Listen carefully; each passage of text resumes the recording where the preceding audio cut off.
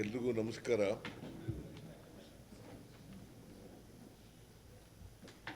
ನಮ್ಮ ದೇಶದ ರಕ್ಷಣಾ ಪಡೆ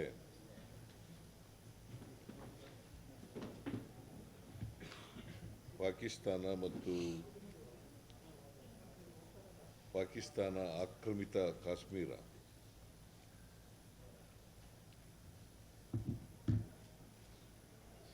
ಉಗ್ರಗಾಮಿಗಳ ನೆಲೆಯನ್ನು ನಾಶ ಮಾಡಿ ಪರಾಕ್ರಮ ಮೆರೆದಿದ್ದಾರೆ.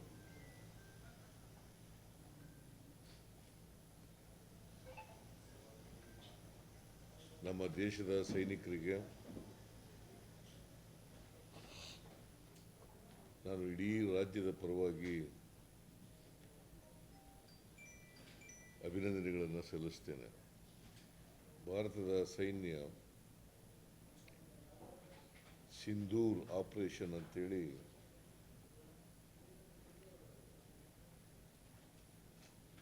ಸುಮಾರು 9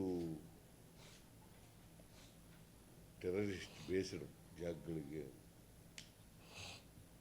ಅಟ್ಯಾಕ್ ಮಾಡಿದ್ದಾರೆ. ಈ ಅಟ್ಯಾಕ್ ಮಾಡುವಾಗ ಬೇರೆ ರೀತಿಯಲ್ಲಿ ಬೇರೆಯವ್ರ ಮೇಲೆ ನಮ್ಮ ಸೈನಿಕರು ಅಟ್ಯಾಕ್ ಮಾಡಿಲ್ಲ. ಈ ಜಾಗಗಳಲ್ಲಿ ಮಾತ್ರ ಮಾಡಿರ್ತಕ್ಕಂಥದ್ದು. ಯಾಕಂದರೆ ಈ ಪಾಕಿಸ್ತಾನದವರು ಈ ಉಗ್ರಗಾಮಿಗಳು ಪಾಕಿಸ್ತಾನದವರು ಅಂತ ಗೊತ್ತಿದೆ, ಅದು ಜಗಜ್ಜಾಹೀರಾಗಿದೆ. ಆದರೂ ಕೂಡ ಅವ್ರಿಗೆ ಬೆಂಬಲವನ್ನು ಕೊಡ್ತಕ್ಕಂಥ ಕೆಲಸವನ್ನು ಮಾಡ್ತಾ ಇದ್ದಾರೆ.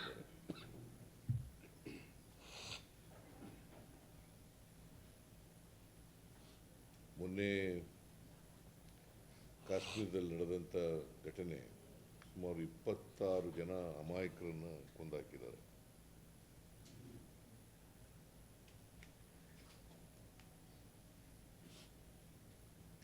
ಇವರನ್ನ ಬೆಂಬಲಿಸ್ತಕ್ಕಂಥವ್ರು, ಸಾಕ್ತಕ್ಕಂಥವ್ರು ಪಾಕಿಸ್ತಾನದವ್ರೆ. ಈ ಘಟನೆ ಆದಮೇಲೂ ಕೂಡ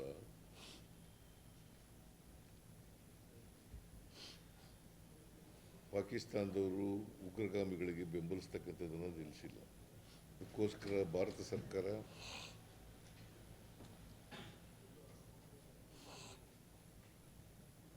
ಒಂಬತ್ತು ಉಗ್ರಗಾಮಿಗಳ ಸ್ಥಳಗಳನ್ನು ಧ್ವಂಸ ಮಾಡ್ತಕ್ಕಂಥದ್ದು,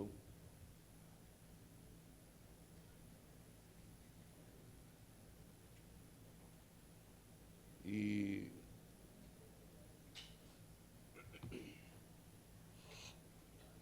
ಅಂತಾರಾಷ್ಟ್ರೀಯ ಮಟ್ಟದಲ್ಲಿ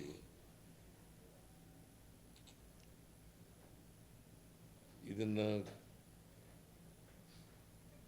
ಯಾವತ್ತೂ ಕೂಡ ಪಾಕಿಸ್ತಾನ ಖಂಡಿಸ್ತಕ್ಕಂಥ ಕೆಲಸ ಮಾಡಿಲ್ಲ. ಈ ಹಠಮಾರಿತನ ವಿರೋಧಿಸಿ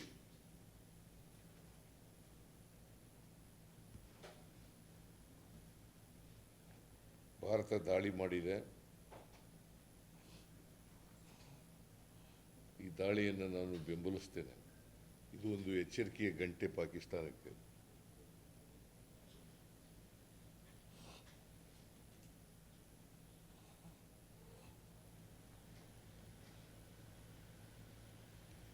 ಮತ್ತು ಭಾಳ ಮೆಚ್ಚತಕ್ಕಂಥ ವಿಚಾರ ಏನು ಅಂತಂದರೆ, ಭಾರತ ದೇಶದ ಸೈನಿಕರು ಎಲ್ಲಿ ಉಗ್ರರಿದ್ದಾರೆ ಆ ಜಾಗಗಳನ್ನು ಮಾತ್ರ ಪತ್ತೆ ಹಚ್ಚಿ ಅಲ್ಲಿ ದಾಳಿ ಮಾಡತಕ್ಕಂಥ ಕೆಲಸವನ್ನು ಮಾಡಿದ್ದಾರೆ. The government of India has taken a decision to mark drill in various places of the country. We also support and we also conduct mock drill. Military protocols. In Bengaluru. Or protocol any they follow. And we will follow the protocol and we will support whatever the decision India is taken, government of India is taken, to go by it. I do not want to reply all those things. See, at this stage, at this point of time, you must support the whatever action taken by the armed forces of the country.